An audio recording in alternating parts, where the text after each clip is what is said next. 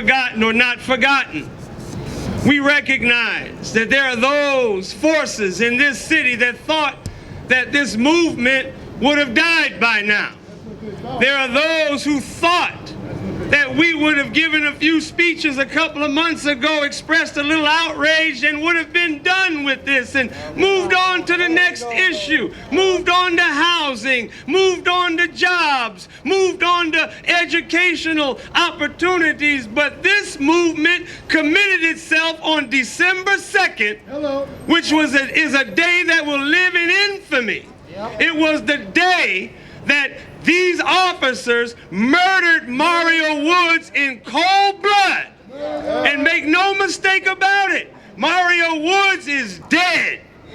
Shot by SFPD in a premeditated, cold-blooded fashion, and that is something we can never, ever forget.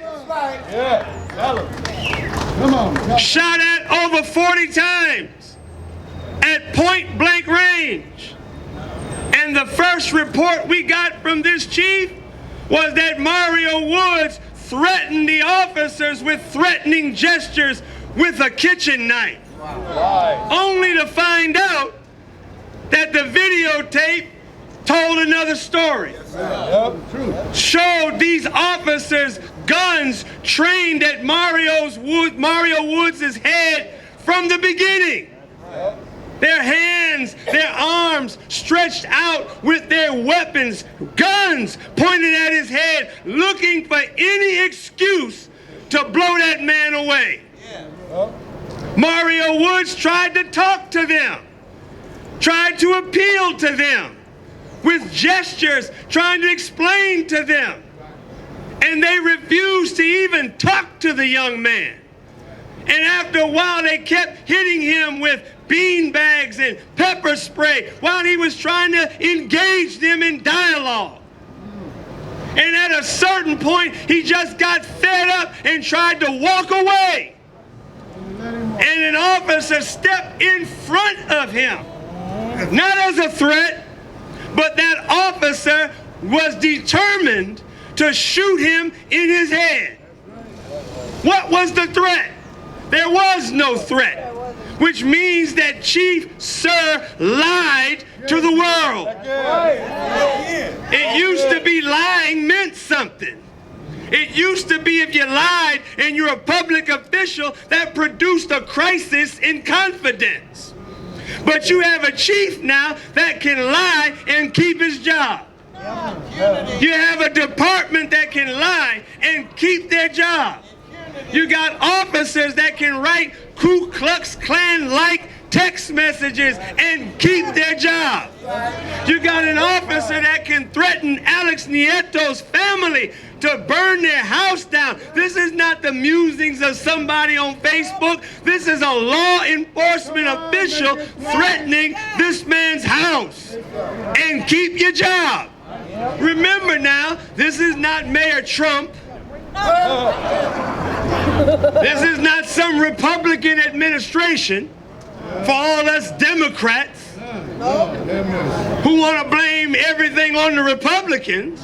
San Francisco's a Democratic city. You got a Democratic mayor. You got Democratic Board of Supervisors. You got a Democratic governor. You got a Democratic lieutenant governor. You got a Democratic attorney general. Why the hell are we looking for justice from a Democrat-led state and city when we shouldn't have anything to worry about, because these people should have our best interests at heart? On top of that, Mr. and Miss Democrat, you got a Chinese mayor. You got a black president of the Board of Supervisors. You got another black supervisor. You got Latino supervisors who you heard from today. You've got Chinese and Asian supervisors. You got women supervisors. Tell me something. Why in the hell are we still crying for justice when a city that looks that diverse still got all white juries giving cops a free ride? Something wrong with this picture. You know why? Because when you get elected to public office, You gotta fit into a construct where people make apologies for the big downtown developers. When you're an officer, you may be black on the force, but you take on another mindset. So you're looking at Chinese mayors, black supervisors, black governors, white women, liberal governors and liberal politicians, but at the end of the day, when it comes to justice for black and brown, you get the same response as you got from Governor George Wallace in Alabama.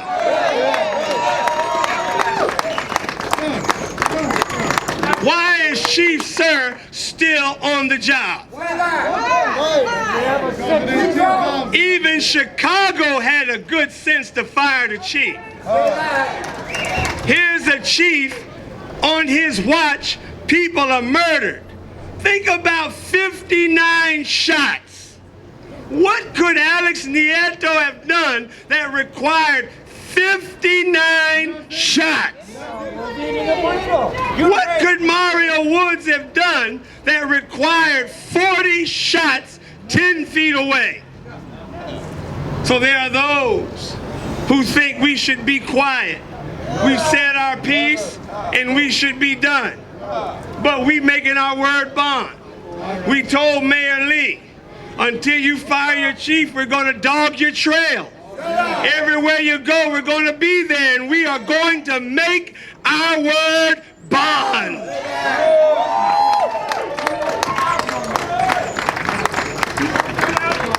Our position is that these officers must be fired and charged with murder. You didn't hear us. These officers had time. This was not some instant situation. Mario Woods was there. They could have talked to him. They could have de-escalated. They had time, minutes, to consider all their options. And they chose to blow him away. That's called murder. Murder. That's not involuntary manslaughter. That's called murder with malice and forethought, because it speaks to a culture. Alex Nieto could not have done nothing to have satisfied those officers that had murder on their mind. And San Francisco has a policy of hiring rogues from other departments. If you show that you're heavy-handed, if you show that you're quick-triggered, and you police in Antioch, Vacaville, South City, San Mateo, Fairfield, if you show you're willing to kill a black or brown, you can come to San Francisco and get a pay raise. San Francisco recruits these kind of people because the developers have determined Bayview Hunters Point is to be white. The mission is to be white. The Tenderloin is to be white.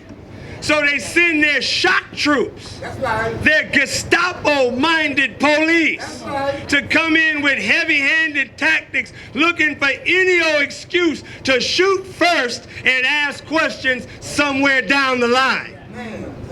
So this coalition is determined. We ask for an independent investigation, not a doggone dog and pony show. How dare the Justice Department, with all this murder and corruption in San Francisco, not put the full weight of the investigative power of the Department of Justice to come into San Francisco? I know you don't want to do it because it's an election year. And this is a big money Democratic city. Well, we aim to ratchet up the heat. As we turn the heat up on your Super Bowl, damn it, we're going to turn the heat up on your politics. We have no reason to be silent. Since we can't get nothing from the Democratic machinery of San Francisco, they've lost the right to expect us to be politically correct. To hell with political correctness. I know this is disturbing because this is a Democratic town. But if this is all we have to look forward to, then what the hell? It'd be better that we fight the power knowing we got an enemy who's taking his mask off. We don't need to be faked out with fake handoffs, tricks and maneuvers. We want our supervisors to be upset. We don't want just them to be disturbed and pained. We want these supervisors to be angry as hell and push the envelope. Fire some of these rogues. And if they challenge you in civil court, then pay the fine. But make them go weeks and months without a job and make the courts put them back to work. You fire them. You take the stand. That officer needs to be fired. And he needs to be charged with hate speech. See, that's hate speech. So we're calling on black, brown, red, yellow, white, liberal, conservative, whatever your ideology or philosophy is, you know what happened to Mario Woods was wrong. And you, if it happened to your son, you would want people to stand up for you, stand with you, and fight for justice for your son. What I'm saying to you, Mario is my son. Mario's our son. Mario's our little brother. And when you did it to him, you did it to us. Oscar Grant was our son. Kenny Harding Jr.